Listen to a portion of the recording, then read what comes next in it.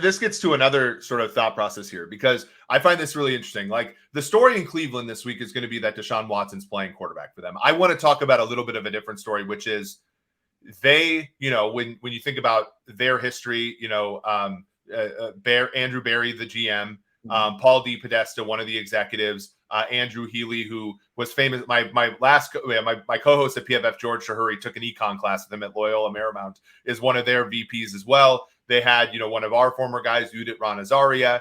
They had Kwesi Adafo-Mensah as a VP before he became. So we're talking about a very analytically driven football team. And one of the things that people have been talking about in Cleveland lately is the fact that they've built a defense almost entirely to stop the pass. They drafted Greg Newsome, they drafted Greedy Williams, Denzel Ward got a big contract. They signed John Johnson. Their linebackers are kind of the league's nobodies, right? And they get edge players in Myles Garrett and Jadeveon Clowney. But when you look at the interior of the defensive line, you look at the linebackers, and you look at their scheme, they have been built to stop the pass. And unfortunately, this year, that has exposed them to run games that have really hurt them. We've talked about the run in the past. In this league, just to reorient listeners, like the run game is less efficient than the pass game. If you can entice another offense to run the ball more than they should, that's a good thing. But there are levels, right? Do you think this is a one-off blip, right? A season where passers aren't particularly good, passing offenses aren't efficient, rushing offenses by league level standards have gone up. Do you think that this is a cause for the Browns to reorient the way they think about building teams, which, by the way, trickles down to us at Sumer because it changes our algorithms, right? Or is it is it just getting a bad hand of blackjack and you move on with the variance and you continue to build your team as is optimal in the NFL? Well, I mean, I'm a big believer, as you are. The league is cyclical. There's always some really interesting, cycles within the league. I will say this. I think personally, and again, Lindsay Rhodes brought this up on her podcast, right? The idea that defenses started, trimming down, so to speak, right? And to match, because we all call this a matchup league, right? If you can't run with the corner, can't run with the receiver, the linebacker can't run with the running backs or the tight ends or whatever it may be, you have no chance to survive. Now, some of these really smart offensive coordinators, and by the way, they are very smart, they'll come to the table and say, what are we doing? I mean, look, kudos to Arthur Smith at the Falcons, right? Respectfully, it's not like they're a thriving team right now, but he's getting the most out of it, as a run offense. What they're doing there is just, I'm amazed how they're gashing at times. So I just think now that you have some light ass defenses here that are going to have to restructure a little bit and figure out how, they might have to make some changes in their approach on how they're going to build their team.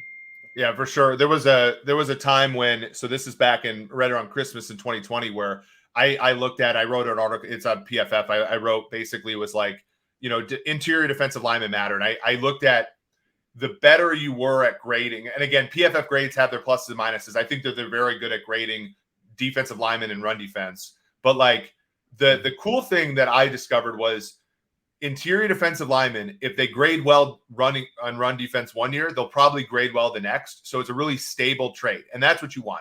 You don't want a player who's great one year at something and then bad, because you're buying a noisy asset to try to depersonify this a little bit. But what was really cool was I discovered that the more highly graded the defensive lineman was, the more his defense was able to run the two high shells. And the more you were able to run the two high shells, the better you were at stopping the pass. So connecting it was a run-stuffing defensive lineman who doesn't rush the passer can still affect the passing game by allowing you to run softer defenses early in the possession, or first and second down, so that teams are facing more 3rd and 7s. And if you're facing more 3rd and 7s, you're going to throw worse, right? So it's a classic example of this interconnected thing, right? Where we all look at Aaron Donald and want to draft Aaron Donald, right? A smallish defensive lineman who can rush up the field, and he's great against the run, don't get me wrong. But we try to approximate him by getting guys who can rush up the field the way he can. But what we surrender is the ability to stop the run and the ability to play the two high shells, and it ruins your defense. And so, one of the smartest teams in the league, we'll talk about them in a second, the Eagles, like, make no mistake, that's why they got Jordan Davis, right? And make no mistake, that's why Howie Roseman's one of the best. He sort of sees that. The Ravens, another team who are very analytical, they get Travis Jones out of UConn in round 3, who is kind of a poor man's Jordan Davis later in the draft. But it's interesting. I wonder how the Browns address this, because I think as teams catch up, right? If you're the first, like I talked about with Belichick, if you're the first guy to discover an edge there, you get the pick of the litter. If you're the 15th team to discover it, it's going to cost you, right? And so it makes for an interesting discussion topic there, with the run game and how to construct a team. And like you said, it's cyclical. And I think the teams like the Patriots, back, when you were on the team, and the teams now like the Eagles and stuff that are sort of ahead of that curve and understand that both on offense and defense, they're going to have a huge edge. So think about the challenges that you have as, again, team builders, head coach, and GM, when you're talking about, okay, in Atlanta, we were facing New Orleans, right? And I love Alvin Kamara. And everyone doesn't want to hear this, but this is the first year I've ever played fantasy football in my life, just because I have to, because part Sumer.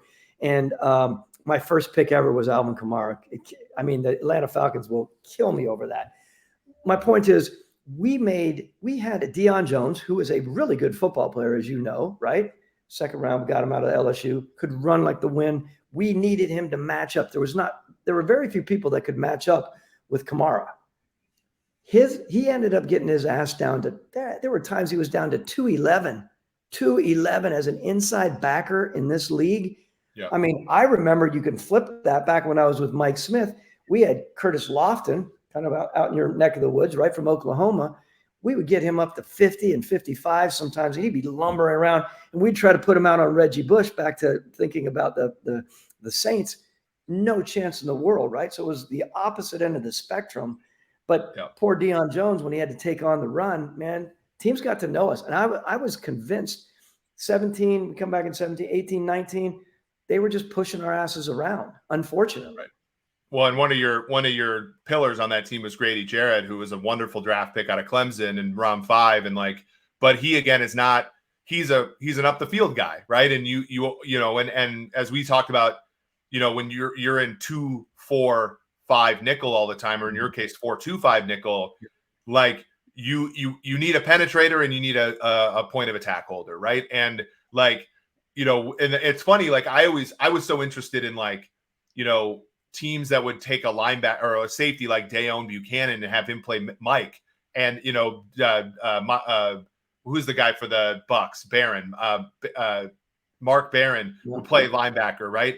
And it's that's cool in coverage, but these guys would get smoked in the run game, and it's you need to complement that with some fatties in the middle of the field, and and I think that that was the part that has been lost on a lot of teams, is and it's extremely hard to find those guys, right? And that's why, kudos to, for example, my favorite team, the Chiefs, of Brett Veach, signing Brandon Williams to the practice squad and stashing him for the rest of the year, because they know they might play a team like Tennessee, a team that can really run the football. I think that's super smart, but really cool discussion on these kind of things. Because I think this is, football, the reason why we're going to be employed forever in football is that you're not going to solve it. It's not baseball.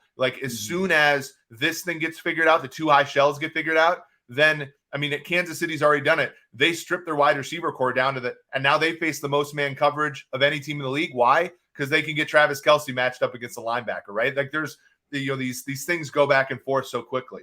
But we had time. There were times when we would get a couple big fatties, so to speak, and put them in there, and then of course the really smart offensive coordinator would say, get hit. Let's run. Let's just pass up a game here, because all of a sudden you'd have these guys that were lumbering around. And if you had a D-line coach that wasn't adept at substituting appropriately, which don't get me started on that, because it is a big thing in the NFL. All of a sudden you're in there, and these guys are we're going to pass on first and second down because they have the big guys in. They haven't substituted, and let's keep rolling on them. So it's a chess match for sure. Yeah, and it gets to the last question. I think the last topic we'll talk about, and we'll get to some questions in a sec. Again, we appreciate everybody for listening here, both on Twitter, YouTube, as well as other platforms.